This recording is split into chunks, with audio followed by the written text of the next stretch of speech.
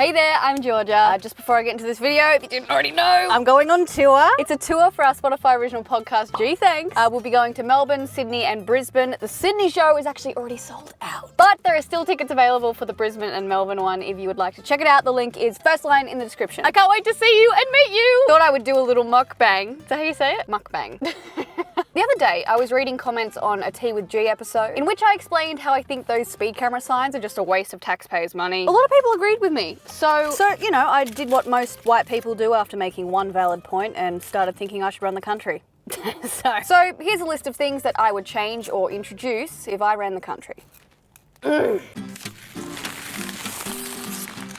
I've got a list here. Number 1, when on an escalator, it will be mandatory to move to the left to make room for ongoing traffic. Like, if you want to be a dickhead and stand completely still on an escalator, that's fine. Yeah, I am judging you, but it's fine. But instead of standing right in the middle as you ascend or descend at an incredibly irritatingly slow pace, they're just like moving like that. Like, just stand to the side and let people squeeze past if they need to. Heavy fines may apply. Now, since this isn't yet illegal, there are ways that I've gone about dealing with this that I'm not proud of. Like tailgating them, you know, to give them the hint that I want them to move, sneezing very close to them, faking an urgent phone call, screaming, etc. So I feel this is necessary because I cannot be the only one that this irritates. Number 2, if I ran the country, it would be mandatory that everyone has a framed photo of Poot Lovato in their home. Doesn't matter where, you just have to have one. Can you imagine that? You just walk into your friend's house and you see that staring at you. It's like the Mona Lisa, like it's always looking at you no matter where you are in the room. Number 3, introducing don't stand here dickhead areas. Similar to the first one. This will be painted on the ground of public areas where people just stand around but shouldn't. Like, you know what I'm talking about, right? Like those areas in like busy shopping centers that you constantly have people like walking through. Really, you know, it's carnage, it's really busy. And you have those few people that feel like it's a great place to stop and have a chat, you know? You know, like right at the bottom of an escalator, the entrance to a shop, that one's a doozy.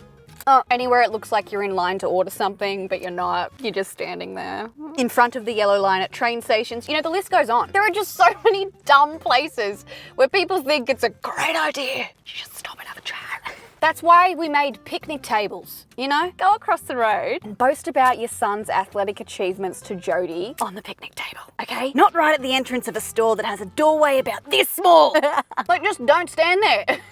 You're in the way. Heavy fines may apply. Number 4, pads and tampons will be free. Need I say any more? Number 5, waiting until you get to the counter to look at the menu will result in a penalty notice or a $400 on-the-spot fine if you're also carrying the burden of 3 kids with 3 separate dietary requirements.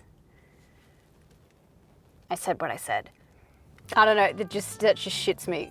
Oh. And why is it always these people who also decide to drag the chain even more when after they finally get their order right, they go, I've got a voucher somewhere. No.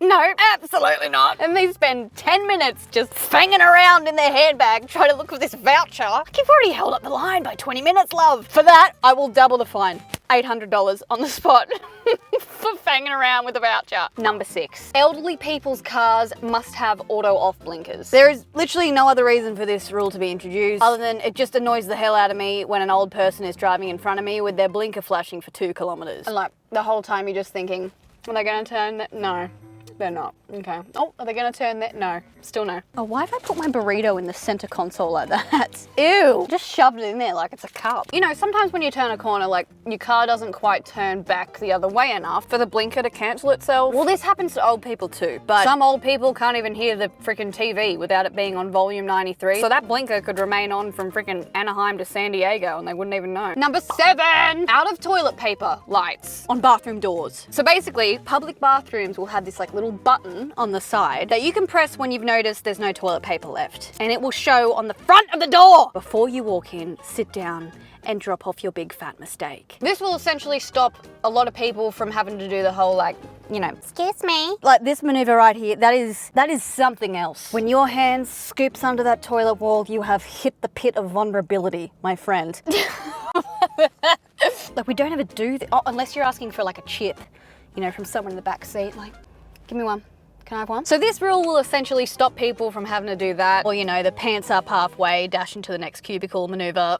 I don't know how I've gotten away with that one so many times. For some reason, that is so much less embarrassing than asking someone for toilet paper. I mean, I've totally got my pants on. Yeah, it's like meant to be like hanging off my ass. Number 8, asking more than 5 questions during a movie will be considered a form of public disturbance, and you will be asked to leave the cinema immediately. If you do not comply with these rules, you will be forcefully removed by a SWAT team who will also get custody of the leftover popcorn. Heavy fines may apply.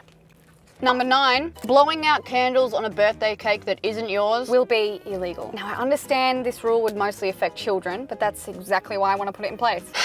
You see, I have fallen victim to this humiliation as a child. And since then, I've made it my mission to seek justice for those who have also had their candles unconsensually extinguished by a little shit who was only invited because your mum is friends with his mum.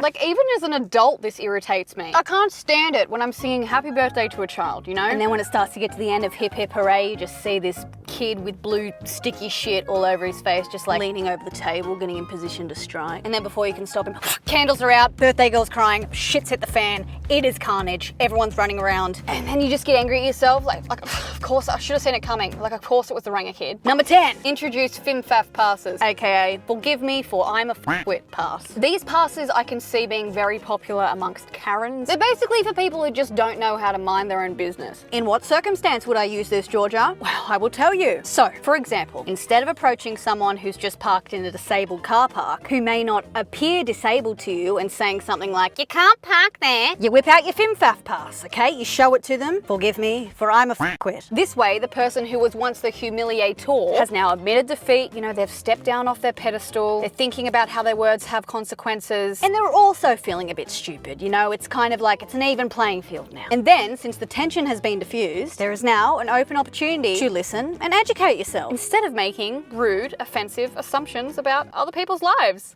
How about that? FimFaf pass, I'm telling you, it needs to happen. There are now 2 kids who have decided that in this whole empty car park right next to my car is the best place to ride a Razor scooter like a little airshade. So I guess that's my cue to go. Does anyone actually watch the end of YouTube videos anymore? Back in the day, that was my favorite part. You know, I'd say the outro with my favorite YouTubers. Everyone's attention span is so short these days and it's so sad. In saying that, if you saw my TikTok about this video and you came to watch the full one, I respect you and I love you. Why not consider hitting subscribe, because I make videos every Saturday. Anyway, don't forget about the tour tickets down below and I'll see you next Saturday. See you later, potato.